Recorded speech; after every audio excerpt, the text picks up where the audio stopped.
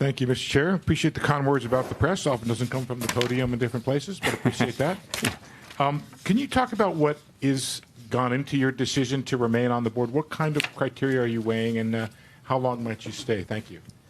Sure. So, my concern is really about the series of legal attacks on the Fed, which threaten our ability to conduct monetary policy without considering political factors.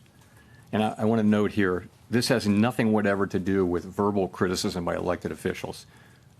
I've never suggested that such verbal criticism is a problem, and neither has anyone else here.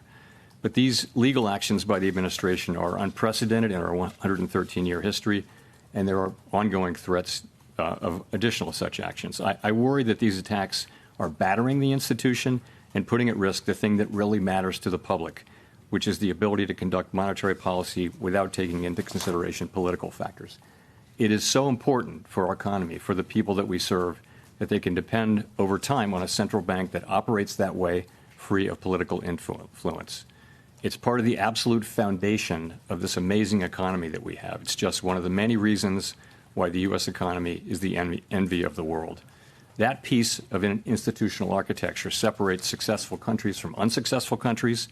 It is extremely important, not for the people who work at the Fed at any given time, but for the people that we serve, that the Fed remain able to conduct monetary policy in a way that doesn't get pulled into politics, trying to help or hurt any particular politician or political party. It's critical for the people that we serve. In terms of when I would leave, I will leave when I think it's appropriate to do so.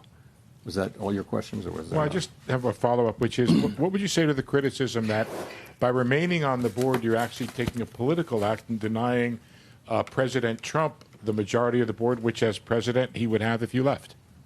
I don't see that at all. And as I mentioned, I'm literally staying because of the actions that have been taken.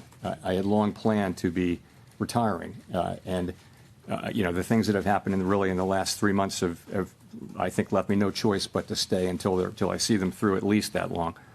In addition, I don't see how this will interfere. My intention is not to interfere. I was a governor for almost 6 years, and the tradition is at the Fed that governors who understand how difficult the role of chair is, and as a soon-to-be former chair, I do understand how hard it is to get consensus with 19 strong-minded people. You work with the chair. You try to be heard, but also collaborate with the chair and try to support the chair when you can. When you can't, you can't. And I think that's the attitude that people generally take, and that's the attitude that I'll take.